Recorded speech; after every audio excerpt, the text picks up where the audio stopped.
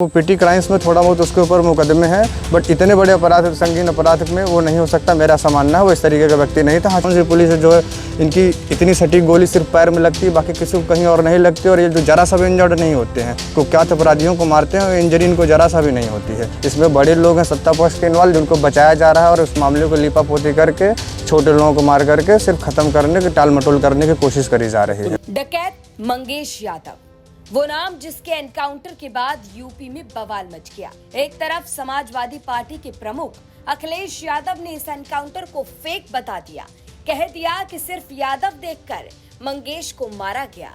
वहीं दूसरी तरफ पुलिस का दावा है कि एनकाउंटर में मारा गया मंगेश यादव सुल्तानपुर में हुई करोड़ों की डकैती में शामिल था। दरअसल गुरुवार को पुलिस और एसटीएफ की टीम ने 1 लाख के इनामी मंगेश यादव को एनकाउंटर में ढेर कर दिया। अब इस एनकाउंटर एक्शन पर सवाल खड़े किए जा रहे हैं। वहीं यूपी तक की टीम ग्राउंड जीरो पर उतरी। हमारी टीम पहुंची जौनपुर में मंगेश यादव के घर और पूरा मामला जानने की कोशिश की। मंगेश के घर पर उसकी मां का, उसके परिवार वालों का रो रो कर बुरा हाल है। हमारी गोली मार दे हम मर गई हो, हम कैसे जिए।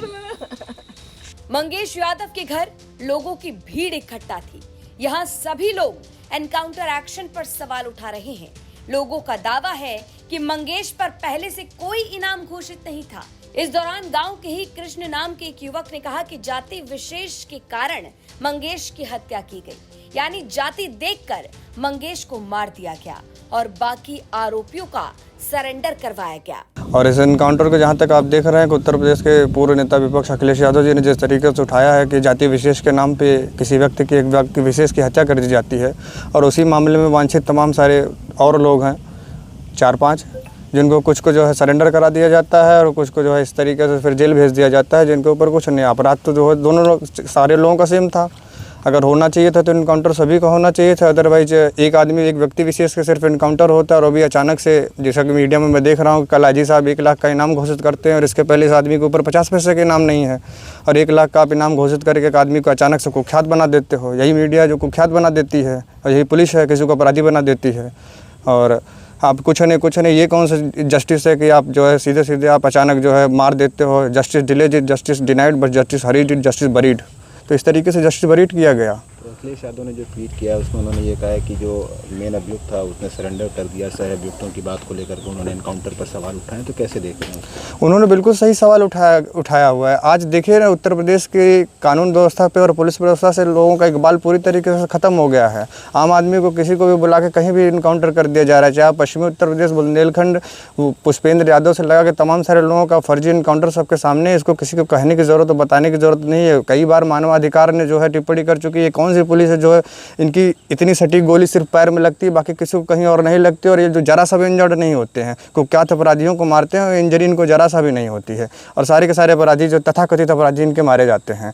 और जिनको मारा है अभी जिस लड़के को, क्या वहाँ से कोई माल बरामद किया है? 2.5 करोड़ की चोरी हुई, तो समथिंग तो बरामद होना चाहिए था। अभी तक कुछ बरामद हुआ है? इसमें बड़े लोग हैं सत्ता पक्ष के इन्वॉल्व, जिनको बचाया जा रहा है और उस मामले को लिपापोती करके छोटे लोगों को मार करके सिर्फ खत्म करने की, टाल मटोल करने की कोशिश करी जा रही है। मंगेश को जानते थे, गांव में आते भी मैं जानता उसके, मैं इतना ही जानता हूँ कि वो पिटी क्राइम्स में थोड़ा बहुत उसके ऊपर मुकदमे हैं, बट इतने बड़े अपराध, संगीन अपराध में वो नहीं हो सकता। मेरा ऐसा मानना है, वो इस तरीके का व्यक्ति नहीं था। हाँ, छोटे मोटे आदमी अपराध कर देता है, उस तरीके का जो है इतना मैं जानता हूँ। बाकी मैं इंडिविजुअल में उसको नहीं जानता कि इतना अपराध कर सकता है, और नहीं किया है उसने, उसको सिर्फ फंसाया गया है। छोटी बहन का कहना है कि सोमवार की रात लगभग 2 बजे के आसपास कुछ पुलिस वाले आते हैं, पूछताछ के लिए लेकर के जाते हैं। तो क्या इस घटना के बारे में कोई जानकारी आपको? इस तरह की घटना यही मैं भी सुन रहा हूँ कि उसको पूछताछ के नाम पे जो है कुछ लोग आते हैं शादी वर्दी में, अपने आप को पुलिस के अधिकारी बताते हैं कि मैं पुलिस से हूँ, और पता नहीं है थे कि नहीं थे। मुझे इस पर भी डाउट है कि वो लोग पुलिस के थे कि या फिर किसी और कोई और लोग उठा के ले गए। और अंत में जो है खबर आती है कि पुलिस एनकाउंटर में मार दिया गया। और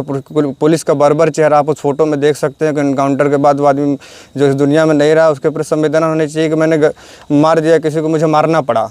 लेकिन उस बर्बर चेहरा का फोटो को देखिए, उसमें लोग हंसते हुए। दरअसल 28 अगस्त को सुल्तानपुर के कोतवाली नगर के ठटेरी बाजार में एक ज्वेलरी शॉप पर दिन दहाड़े बदमाशों ने करोड़ों की डकैती को अंजाम दिया था।